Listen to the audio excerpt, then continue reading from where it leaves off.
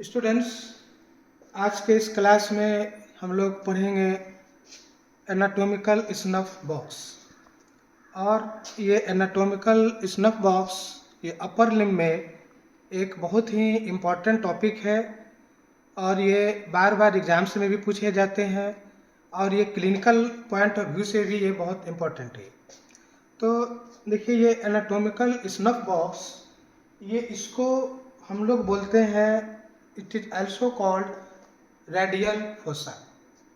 क्योंकि यहाँ पर देखिए एनाटॉमिकल स्नफ बॉक्स ये हैंड के डॉर्सम साइड में लैटरली ये प्रेजेंट होती है।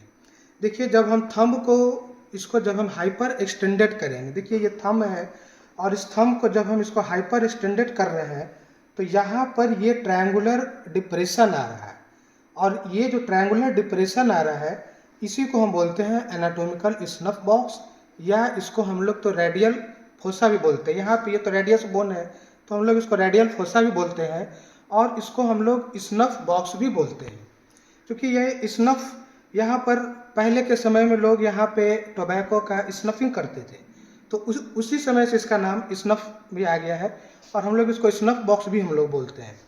तो देखिए, इस फिगर में हमने आपको दिखाया है ये थंब फुल्ली एक्सटेंडेड है और इस थंब जो फुल्ली एक्सटेंडेड है और ये dorsum side of the hand के लैटरली ये प्रेजेंट होगा और ये ट्रायंगुलर होता है ये शेप। अब इस जो ये ट्रायंगुलर डिप्रेशन है इसका हम लोग इसके बाउंड्री के बारे में पढ़ेंगे।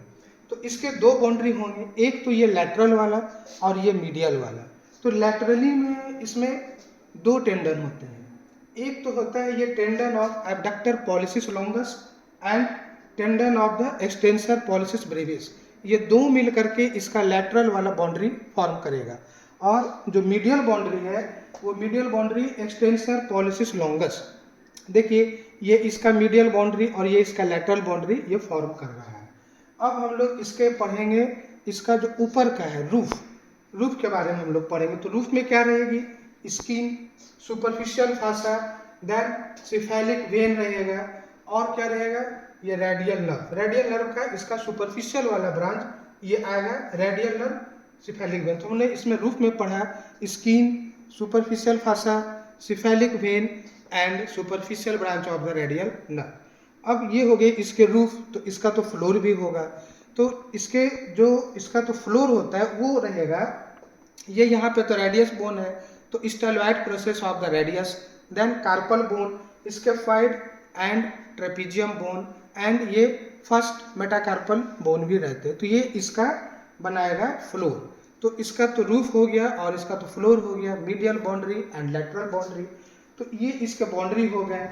अब देखिए, इसके कुछ तो क्लिनिकल इंपॉर्टेंस है। क्लिनिकल इंपॉर्टेंस में क्या है कि हम लोग कभी कभी यहाँ पे ये रेडियल पल्सेशन भी हम लोग फील करते हैं, क्योंकि यहाँ से इसका जो कंटेंट्स होता है वो इसमें तो रेडियल आर्टरी इसके कंटेंट्स होते हैं। तो हम लोग यहाँ से कभी कभी रेडियल आर्टरी का पल्सेशन भी हम लोग फील करते हैं। सेकंड क्या है, जो हम लोग इसका जो पल्सेशन जो फील करते हैं, कभी कभी रेडियल आर्टरी का जो पल्सेशन है ये हम लोग यहाँ पर भी तो फील करते हैं।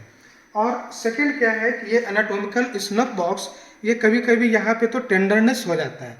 तो यदि यहाँ पे टेंडरनेस हो गया तो वो मोस्ट प्रोबेबल वो यहाँ पे स्केफॉइड बोन का फ्रैक्चर हो जाता है। तो स्केफॉइड बोन का यदि फ्रैक्चर हो जाएगा तो ये एनाटॉमिकल स्नफ बॉक्स ये टेंडरनेस हो जाती है। तीसरा, यहाँ पे जैसा कि मैंने बताया कि इसके रूप से जा करके सिफेलिक वेन पास करती है। अब ये सिफेलिक वेन में हम लोग कभी कभी आईवी लाइन जो चलाते हैं, आईवी फ्लूइड, हम लोग यहाँ से भी तो आईवी फ्लूइड चला सकते हैं। तो ये इसके क्लिनिकल, ये जो आईवी फ्लूइड हम लोग यहाँ पे जो हम लोग चलाते हैं तो इसके ये जो क्लिनिकल इंपॉर्टेंस है ये भी इसके बहुत इंपॉर्टेंट है। तो ये आपको इसको तो याद करने हैं और ये बहुत ही इंपॉर्टेंट टॉपिक है, ये बहुत बार एग्जाम्स में पूछे जाते हैं। Thank you.